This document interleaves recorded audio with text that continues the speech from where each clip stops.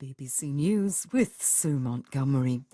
Switzerland's biggest bank, UBS, is to take over its troubled rival Credit Suisse in a deal aimed at stemming a financial crisis that's threatening to spread around the world.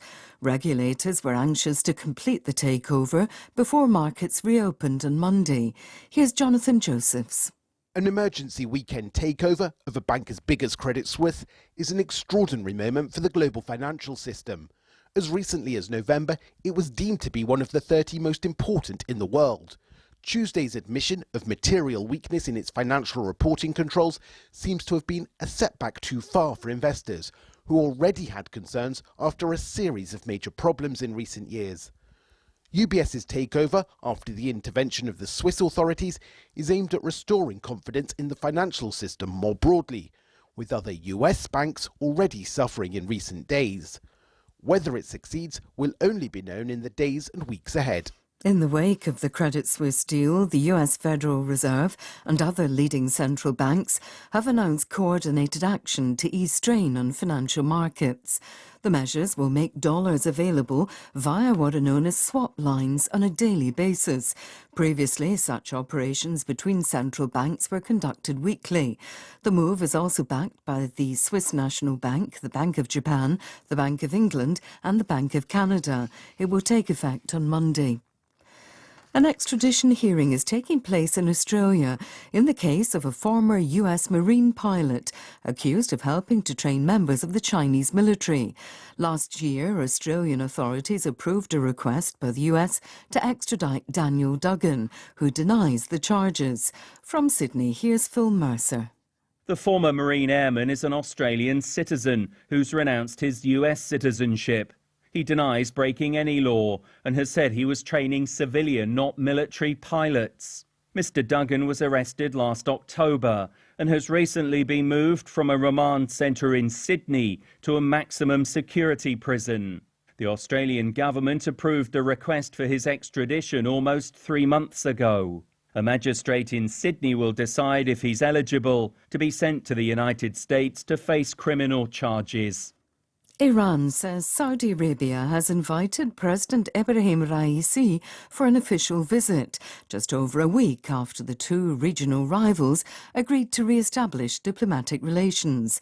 Tehran said President Raisi welcomed the invitation, which had come in a letter from the Saudi King Salman, but there's been no comment from Saudi Arabia. Tehran and Riyadh agreed to reopen their embassies, despite years of disagreement on Yemen, Syria and other issues. BBC News. Montenegro's long-serving President Milo Djukanovic will face a runoff election next month after no candidate secured 50% of the first-round votes. His challenger is a pro-Western economist, Jakov Milatovic, from the Europe Now party. Here's our Balkans correspondent, Guy Deloney. Milo Djukanovic might be on top for now, but the first-round results may worry the man who's dominated Montenegro's politics for more than 3 decades. He polled just 35% of the vote. That's almost 20% lower than the 2018 election, when Mr. Djukanovic secured a first-round victory. His runoff opponent will be Jakov Milatovic of the centrist Europe Now party. He's already received a boost from the third-placed candidate. Democratic Front leader Andrija Mandic has called on his supporters to vote for Mr. Milatovic in the second round. An official in the Central African Republic says 9 Chinese nationals have been killed during an attack that also left 2 others wounded. A local mayor in Bambari, more than 200 kilometres northeast of the capital Bangui, said they were working at a Chinese-run gold mine. Ecuador's state oil company has triggered a clause that exempts it from fulfilling its contractual obligations following 3 weeks of protests outside an oil field in the Amazon forest region. They accuse the company of failing to provide clean water and new houses in the area. Petroecuador says the roadblocks have affected oil production and increased costs, as they're having to use helicopters to move staff. Exit polls from Kazakhstan's snap parliamentary election suggest a clear victory for the party linked to President Kassym-Jomart Tokayev, but the estimated 53% vote for Amanat is well down in previous election performances. Independent candidates were allowed to contest the election, but opposition parties were barred.